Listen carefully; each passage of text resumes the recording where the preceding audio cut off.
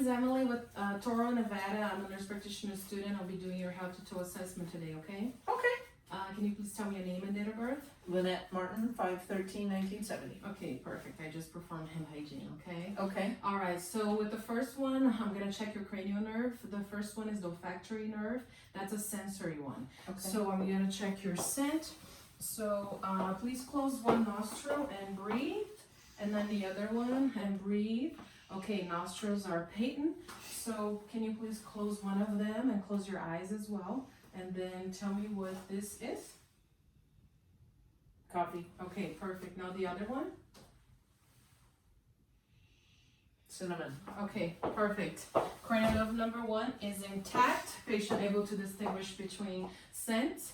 Now we're gonna go with the cranial nerve number 2, and that's the optic nerve. It's also a sensory one. So the first test, if you could just please step here and look at the wall. That's the Snellen chart. Okay.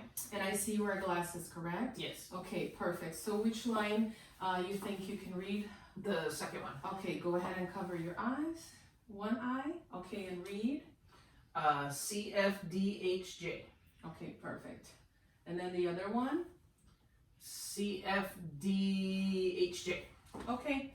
All right, so vision is 20/25 on both eyes. Perfect. And now we're going to do the test for the peripheral vision, okay? I'm going to stand in front of you. Please cover your left eye, and I'm going to cover mine. Tell me how many numbers you see, looking at my 2. nose. 1. Perfect. Now the other one. 2. 1. Okay, perfect. And now I'm going to check for your eyes. If you want to have a seat, you can go ahead. Okay. Okay, Take your glasses off. go ahead and take your glasses off. Okay. I'm gonna check your right eye with my right hand, and so sorry, this is your right eye, this is my right hand, okay, my right eye as well.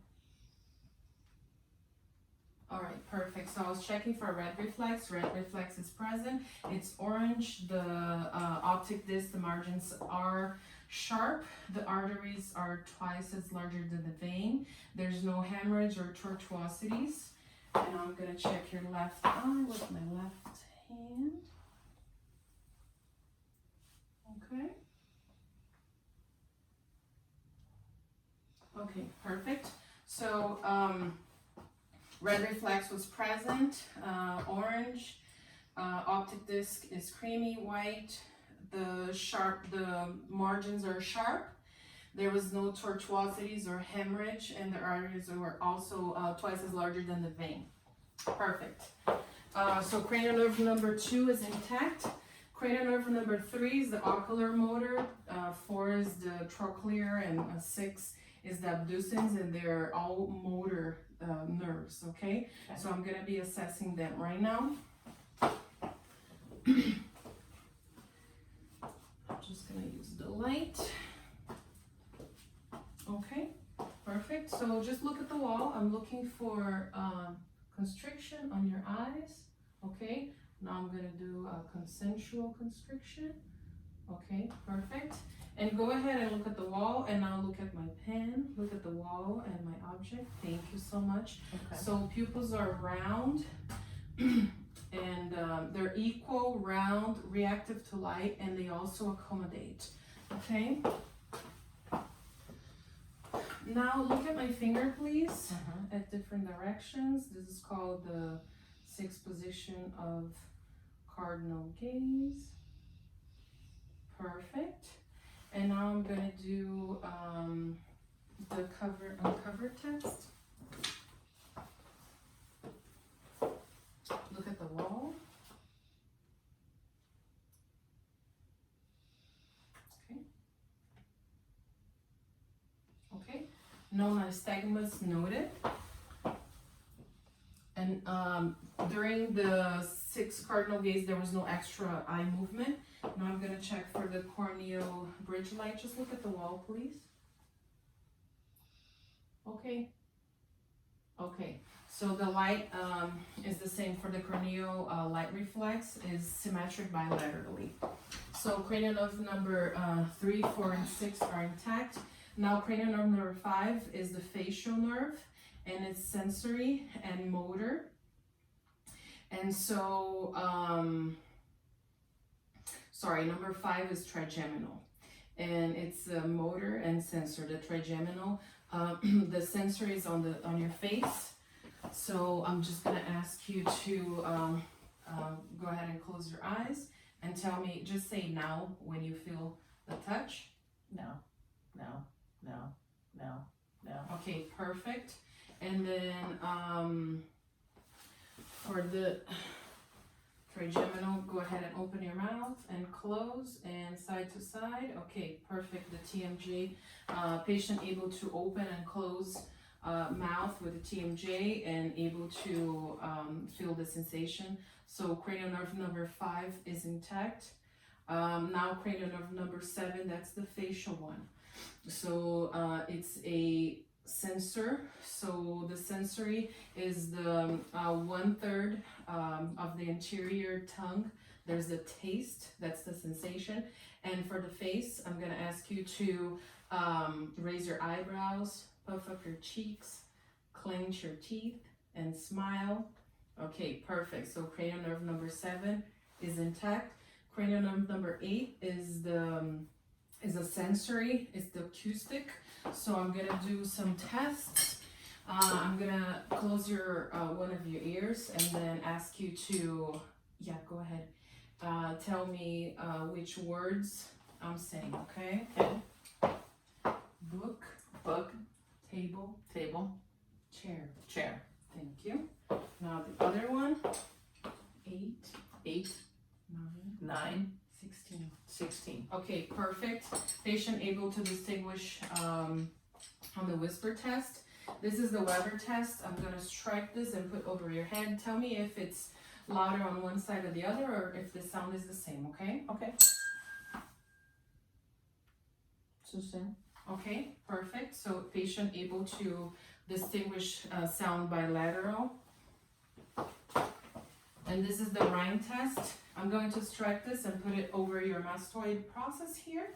Okay. Tell me when you stop, just say now. Okay. And then I'll put it in front of your ear and just say now when you stop hearing again. I'm going to calculate the time, okay? Okay. Thank you.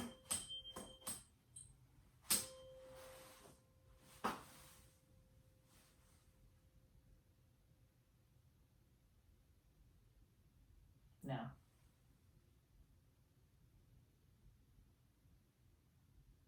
Now. Okay, auditory air conduction was twice as long as bone conduction. So cranial nerve number 8 is intact. And now for the 9 and 10, we have the hypoglossal and the vagus nerve. It's a sensory and a motor. For the sensory, it has 2/3 of the taste of the posterior tongue and throat. And also, it does have, it's the one with the uvula, so I'm just gonna check your uvula. Okay, say ah, okay, and then gag reflex. Okay, perfect. So uvula rises and falls symmetrically in its midline, and patient has a gag reflex. So cranial nerve number 9 and 10 are intact. Now for cranial nerve number 11, it's the spinal accessory. So please shrug your shoulders against my hands, perfect. And then rotate your head against my hand. Rotate, perfect, rotate, perfect. So patient able to shrug shoulders and rotate face against resistance. So cranial nerve number 11 is intact. And now for number 12 with the glossopharyngeal, I'm just gonna ask you to show me your tongue and move side to side. Okay, perfect. So cranial nerve number 12 is intact. Remembering that cranial nerve number 11 and 12, they're both motor. All right, perfect. So now we're gonna move on to the head and the face. I'm gonna start by assessing your head and your skull, your face. I don't see any obvious lesions. Hair is evenly distributed. I don't see any masses, any injuries, any lacerations, any lesions, nothing like that. So now I'm going to start palpating. I'm going to check your sinuses, okay? These are your frontal sinus. Any pain, any tenderness? No. Okay. Your maxillary sinuses, any pain? No. Perfect. All right. So no tenderness upon palpation on the sinuses. Now I'm gonna check your ears, okay? I'm just gonna touch your ears. Again, there's no lesions, no obvious masses. Any pain? No. Okay, this is the tug test up and back. Any pain? No. Okay, pain could mean some type of infection on your ears. I'm gonna press here on the triggers. Any pain? No. Okay. Any pain on the mastoid process? No. Pain here could mean mastoiditis, and then pain here could mean infection of the sternal canal. And then I'm gonna check your ears, okay? No problem.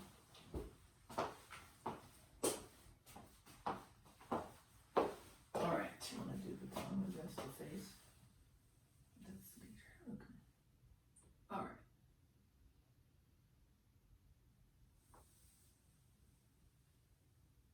All right, so for the left ear, tympanic membrane is pearly gray. The cone of light on the left ear is at 7 o'clock. The handle and the short process are visible. And there's no drainage, no extra cerumen, or no bleeding, no discharges.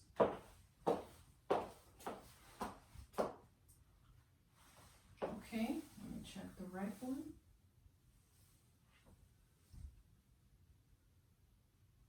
Okay, tympanic membrane is pearly gray. The cone of light is at 5 o'clock on the right ear, and there was no extra cerumen, there's no discharge or hemorrhage, and the handle and the short process are visible. Okay, now I'm gonna check your nose. Let me check. All right.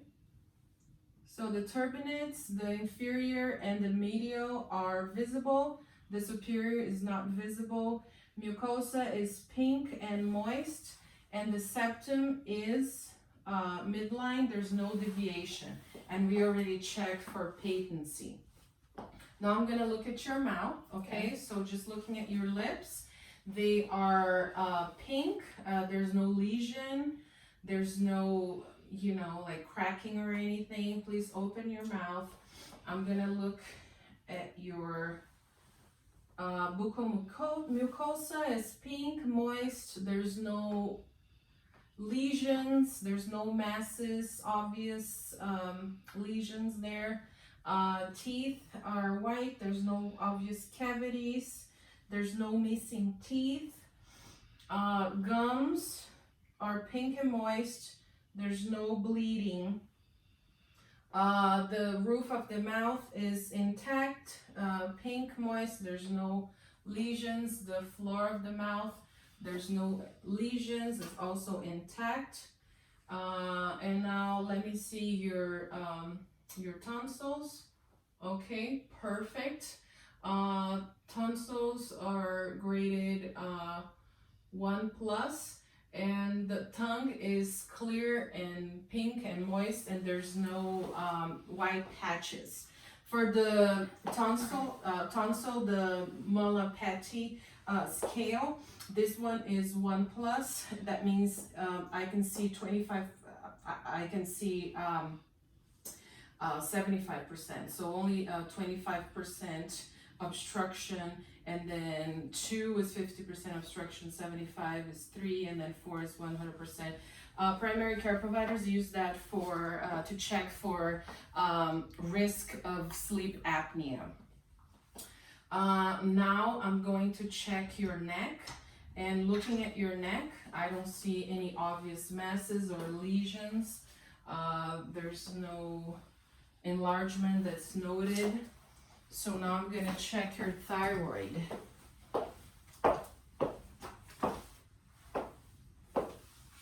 Okay, let me find the thyroid. Actually, let me find the neck, make sure it's midline. So I'm gonna find it here and then run my fingers here. Okay, perfect. Okay, now I'm gonna find your thyroid. Go ahead and swallow. Okay, perfect. There's no enlargement of the thyroid. Now please rotate your head to your left and down. And I'm gonna push your thyroid against my other hand. Okay, perfect. Now same, rotate and then down, and I'm gonna push your thyroid that way. Okay, there's no enlargement noted. No masses were palpated. Now I'm gonna check your lymph nodes, okay? Go ahead and relax. Okay, submental, submandibular, tonsillar, preauricular, posterior, occipital, supraclavicular, and infraclavicular. No enlargements noted. Usually the nodes are supposed to be less than 1 centimeter and mobile and non-tender. Abnormal would be more than 2 centimeters, tender and firm. Okay, and now I'm gonna check your posterior chest. Okay. So if you could just probably come here and turn. Yeah, turn this way. Your legs come this way. Yeah, sit here. Okay. And your legs come this way. Yeah, so they can see your chest. Oh, They I need got to it. see, yeah, but the back of your chest. Thank you. All right. So on the posterior chest, you can relax. I'm gonna start by inspecting, and what I'm looking for are like lesions, and the patient here is covered for privacy, but at the hospital, at the clinic, the patient wouldn't be wearing a shirt. So there's no obvious lesion masses. I'm looking at the skin. I'm looking at symmetry. The chest is symmetrically bilateral. There's no obvious abnormalities. So now I'm gonna palpate, and I'm just checking for tenderness. Is there any tenderness? No. Any pain? No. Okay, perfect. And now I'm gonna check for tactile fremitus, and I'm just gonna put the palm of my hand over the chest. Can you please say 99 every time I touch your chest? Yes. Okay. 99. 99. 99. 99. 99. Okay, so there is vibration. So that's a normal sign. And I'm gonna check for respiratory expansion. So go ahead and give a deep breath. Perfect. So respiratory expansion was symmetric. And now I'm gonna check for CVA tenderness over your kidney. I'm just gonna give a little. Any pain? No. Any pain? No. So CVA tenderness was negative. And I'm gonna percuss. So with the lung fields, percussion should be resonance. If it's hyperresonance, it could mean high areas filled with a lot of air, like sinus in COPD or emphysema. And dullness could be consolidation, and flat is usually the bone. So I'm gonna start by percussing, okay?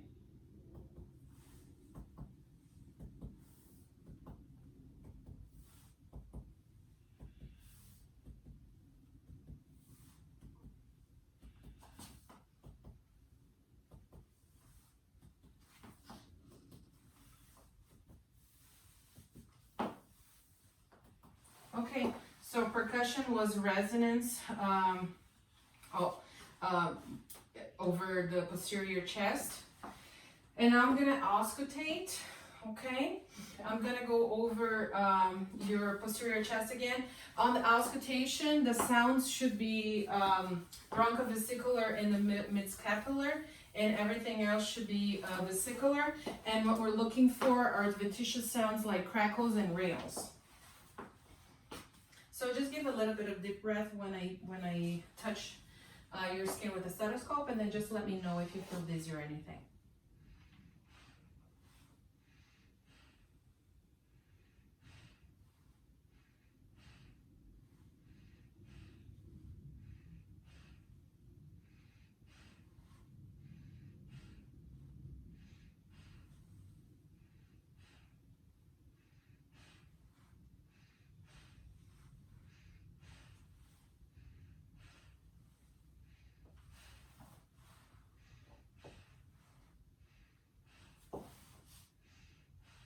Okay, perfect. So lung sounds are clear on the posterior chest. Now I'm gonna check for bronchophony. Every time my stethoscope touches your chest, please say 99, okay? 99, 99, 99, 99, 99, 99, 99, 99, 99, 99, 99, 99, 99, 99, 99, 99. Perfect. All right, so bronchophony was negative. And so you can turn this way now so I can see your interior chest. Okay. Perfect. And on anterior chest, I'm looking for symmetry, so chest is symmetric bilateral.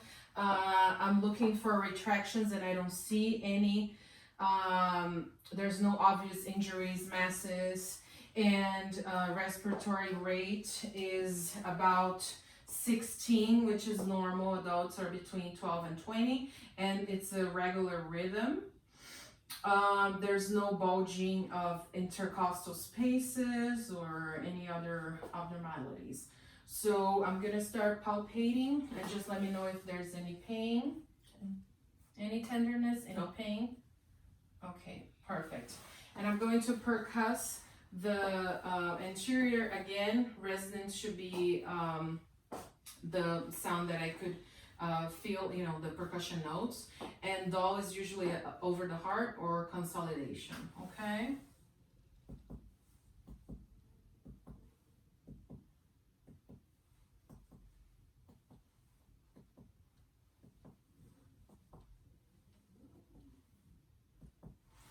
Okay.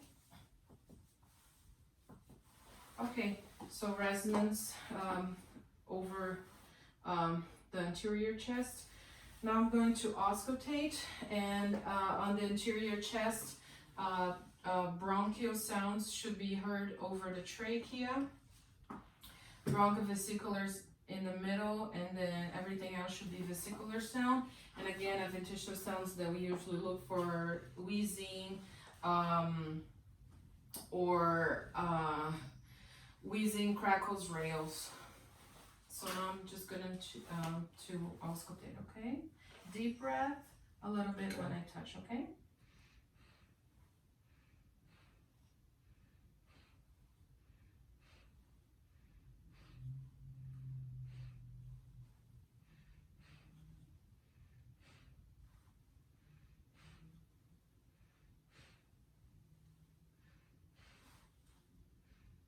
Okay, perfect.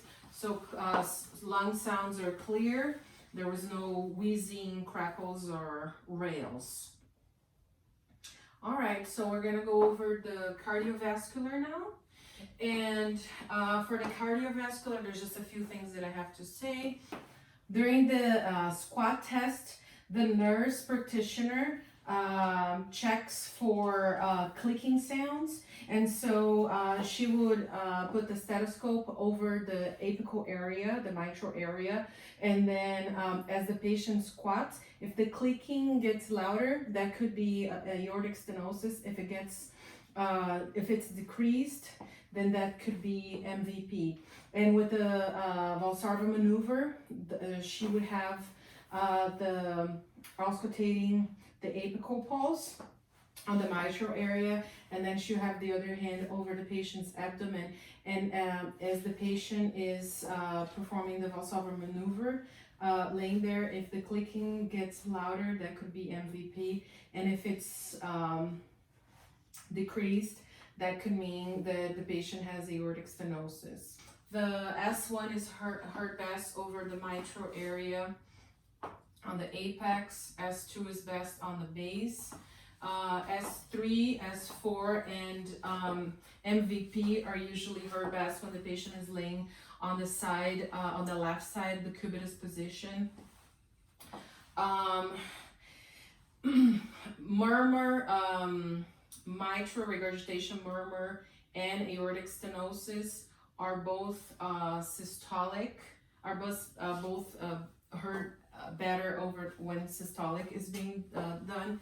And then split 1 is heard best during the over the tricuspid, and split chew is heard best over the pulmonic valve. And then we have aortic valve on the second intercostal space on the left. We have pulmonic valve on the second intercostal space on the left sternal border. Erb's point, third intercostal space on the left sternal border. Tricuspid valve, fourth intercostal space on the left sternal border. And then we have the mitral valve on the fifth intercostal space, mid-clavicular line.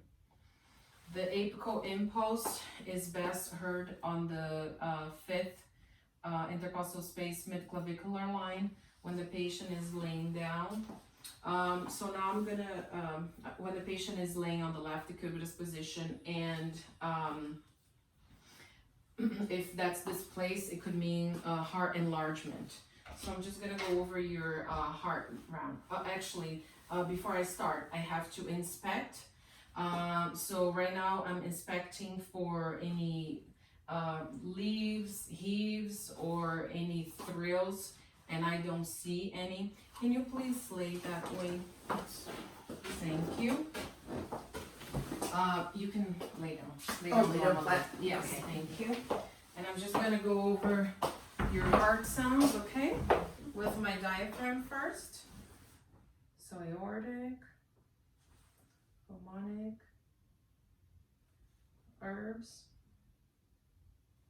tricuspid, and then mitral. Okay, now with the bell.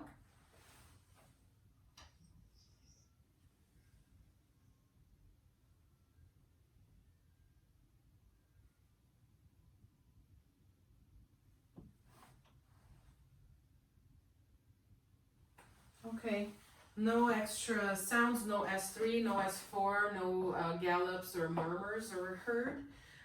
Now can you please lay on your left side? And I'm gonna listen to the same points, okay? Okay. With my diaphragm. Okay, aortic, pulmonic, Erb's point, tricuspid, okay, and mitral valve, okay, and now with my bell.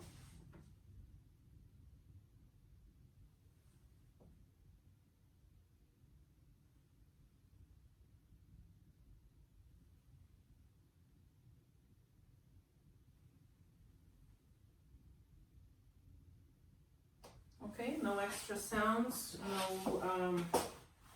no S3 or S4 or gallops or murmurs. Go ahead and have a seat.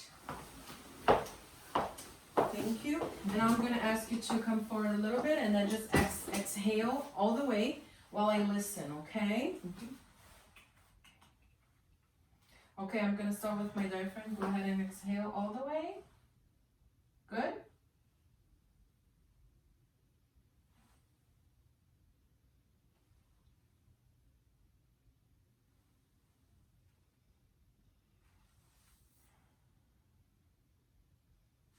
Okay. Okay, go ahead and exhale. I need to see you exhaling. Okay, thank you. Mm-hmm.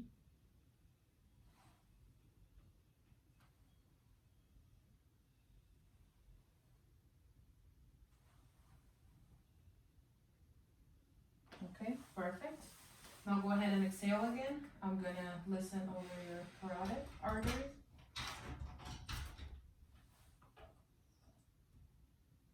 Okay, perfect. Mm-hmm. So there's no extra sounds for any S3 or S4, no gallops murmur over the heart, and then there was no bury over the carotid artery. One thing I missed was if you could just lay down again, please. Just checking for thrills or heaves over the areas with the palm of my hand. Pulmonic, herbs, tricuspid, and then mitral. And there were no heaves or lifts, or any thrills or anything like that.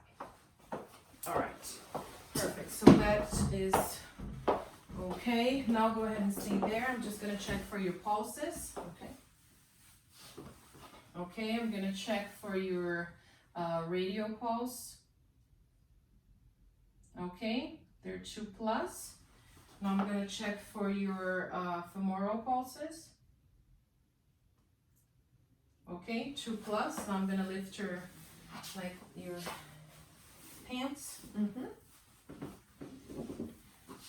For the posterior, put your feet up a little. Thank you. Okay, 2+. Posterior tibialis. 2+. Dorsalis pedis. 2+. I'm gonna take your socks off. Okay. I have to check for capillary refill.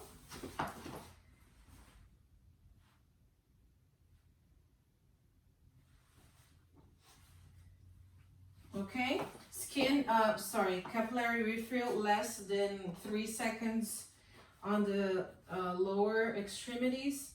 Skin is dry and warm. There's no lesions. There's no edema noted. Okay, and now let me check your hands for your capillary refill.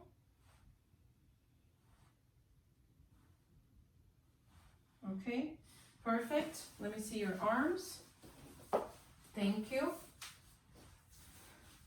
All right, skin is warm, intact. There's no edema on the upper extremities. Okay, perfect. So now I'm gonna check your abdomen, okay? Okay. Just gonna put this down a little bit. All right.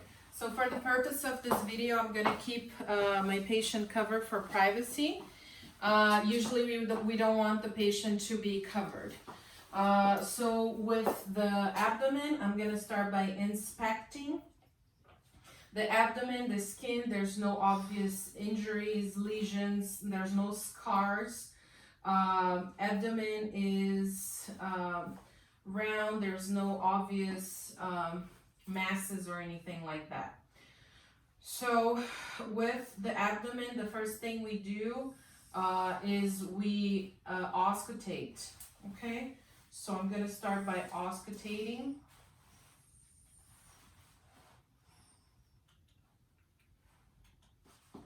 Okay. We would listen for 1 minute, 1 full minute. If I can't hear anything, then I have to listen for 5 minutes. Starting on the lower and then upper quadrant, and now the upper left quadrant, and then lower left quadrant. And there is abdominal sounds are present. And I'm just gonna go back to one thing. I need to listen to your arteries. So I'm just gonna go over with my bell and listen over your aortic artery. And I'm looking for bruits. Renal arteries. Okay. Iliac arteries. Okay. And then femoral arteries. Okay. There's no bruit. Now continue on with the abdomen. I'm going to listen over the liver and your spleen. So liver is here. Okay, and I'm looking for, this is your spleen. I'm looking for friction rub. There's no friction rub. Friction rub over the spleen, over the liver could mean some type of tumor. And then venous hum, we usually listen over the liver, the abdomen, and the umbilical region. And there's no venous rub. That could, venous hum, that could mean hepatic cirrhosis. Now I'm gonna go move on for the abdomen. I'm gonna do some percussion, and over the abdomen it should be mostly tympanic.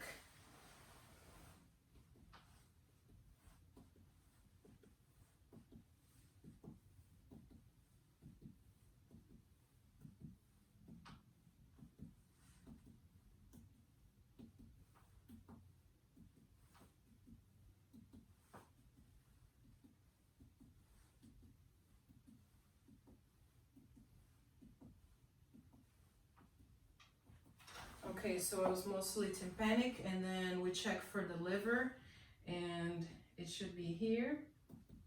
And when it becomes dull from tympany, that's when you know the liver is there. It's usually 7 to 10 centimeters on the mid-clavicular line. And now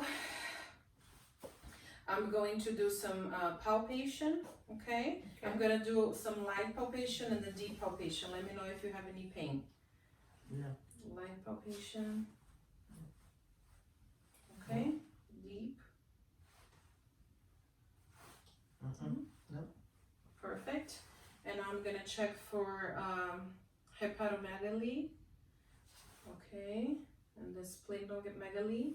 There's no enlargement of the liver or the spleen. And I'm gonna check for the Murphy sign. That's a sign for cholecystitis, okay? So I'm just gonna push here and ask you to give a deep breath. Okay, any pain? No.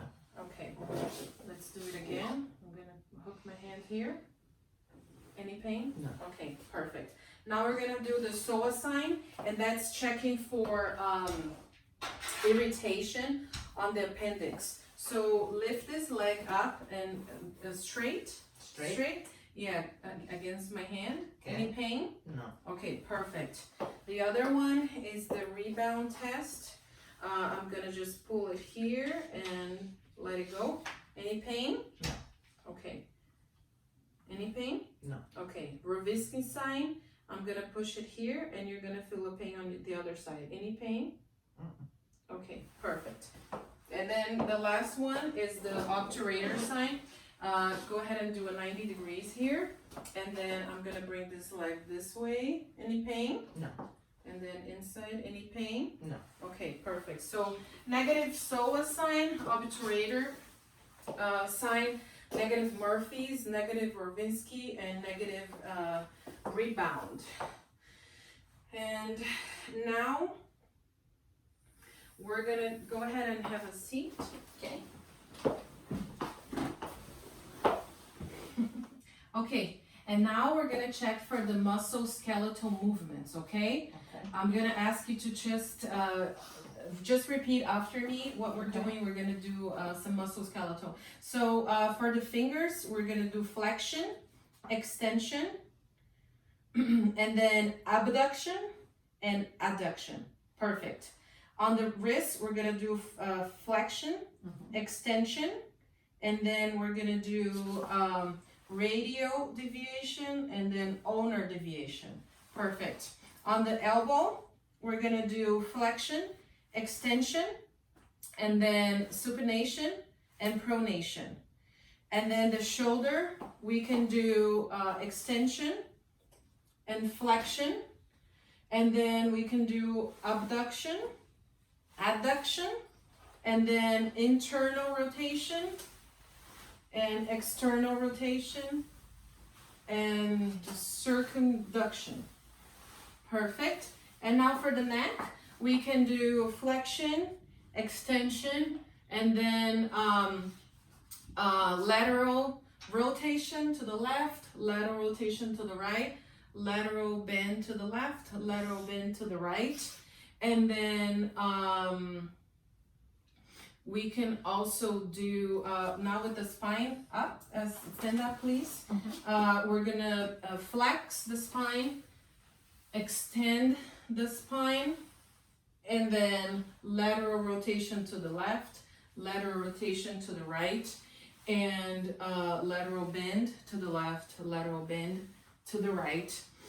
And then for the hip, you go ahead and lay down, please. Okay, for the hip, we have flexion of the hip, up, both legs, okay, down, very good. Now that's the flexion, and then extension, and then we do external rotation, okay, perfect, the other leg, external, and then internal rotation, perfect, and then abduction, up, yes, and adduction, and abduction. Abduction is in, Okay. adduction is in, we add, and abduction up, okay, Okay. perfect. And now go ahead and have a seat. For the knee, go ahead and extend, and then flex, perfect. And then on the video, I don't know if they can see, but go ahead and put your feet up. Yeah, perfect. For your feet, dorsiflex is up, and then plantar flex is down. And then, sorry, go ahead, you do it. Dorsiflex, plantar flex, and then inversion is inside, rotate inside. Eversion, rotate outside. And then for your toes, flexion, down, extension, up. Okay, perfect. Very good. Now I'm gonna check a few exams. Go ahead and lay down. I'm gonna check your knee. Okay, so the first knee test is the vagus, and I'm gonna put your knee up and then hold on like this and just push. And this is checking for medial ligament. Any pain? No. Okay, perfect. Now I'm gonna check for the lateral. Any pain? No. Okay, perfect. Now this one. All right. Vagus, any pain? No. All right. I can probably just do it here. All right. Here. Any pain? No. Okay, perfect. Now I'm gonna check your anterior and posterior ligaments. So go ahead and put it here at a 90 degree. I'm gonna just pull it. Any pain? No. Push it. Any pain? No. Okay, perfect. This one goes up. Okay. Any pain? No. Any pain? No. Okay, so the various in the vagus exam were negative. The draw test was negative. And now, still for the knee, we have this one going up. And then I'm going to rotate inside. This is the McMurray's for meniscal tear. I'm rotating inside and bringing it down and up, and now rotating outside. Any pain? No. No pain, no tenderness, no crepitus. Okay, perfect. Now the other one, rotating in, bringing it down and up. Any pain? No. Rotating out. Any pain? No. Okay, McMurray's is negative. And I'm gonna check for your back pain, okay? This one goes up all the way. This is the leg, straight leg test. Okay. Any pain there? No. Okay, dorsiflex. Any pain? No. Okay, perfect. And then here, any pain? No. Any pain? No. Okay, perfect. Now go ahead and stand up. I'm gonna check for back pain. You can stay right here. Okay, any pain? No. On your back? No. Okay, perfect. Now since I'm here, I'm gonna check for scoliosis. So the your iliac crest is aligned. There's no the scapula, like the winging of the scapula, is symmetric. Your shoulder height is symmetric. Go ahead and bend so I can look at your curvature, and it's negative for scoliosis. Okay, get up. And then here, please, let's do the Fallon test. Any pain there? No. This checks for carpal tunnel syndrome, okay? No pain, no shooting, nothing. And now, give me your hand, and I'm gonna check your medial nerve here. Any pain? No. Okay, perfect. So negative Tino's and Fallon's exam. Now go ahead and walk that way and come back. That's checking for your gait. Okay, perfect. Come back. That's perfect. So gait is patient able to have a symmetric and steady gait. And now close your eyes. Okay, you should stay like this for 10 seconds. Okay, 10 seconds up. All right, perfect. So Romberg test is negative. Patient able to continue and remain stable with her eyes closed. Now, can you repeat this with me? This finger to finger test. Okay, patient able to perform finger to finger. Now go ahead and have a seat. And touch your nose and touch my finger, please. Okay, follow me. Perfect. Perfect. Okay, finger to finger test negative. I'm just gonna go back to our shoulder because there was an exam that I skipped. Okay. For the supinatus, go ahead and put your hand all up and then down slowly. Okay, perfect. For the supinatus, then the drift exam is negative. Now can you do this, perform this? Okay, so for the infraspinatus and teres minors, there's a negative test, so a patient able to perform. And then if you stand up, please, and turn around, put your hands together like that, and then against my hand, perfect. So that's negative exam for the subcapillaris. And then can you do this and with your hands like this, touch the other hand, perfect. So the Apley test is patient able to perform the Apley test. Now go ahead and have a seat. I'm gonna check your tendons, the biceps on the C5 and 6. All right, perfect. Now triceps on 5 and 6. Okay, perfect. Sorry, the bicep is on 6 and 7, and then the brachioradialis on 5 and 6. Perfect. Other hand, other arm. Okay. Okay, 6 and 7. All right. And then brachioradialis, 5 and 6. Perfect. Here, this is L 8, 9, and 10. Actually, L2, 3, 4. L2, 3, 4. 2 plus, and then S1 here on the ankle. Okay. Okay. Now we're gonna have to check for light sensation and deep sensation. Okay. Okay. Go ahead and lift your pants up and your sleeves. Okay. And this is gonna be sharp.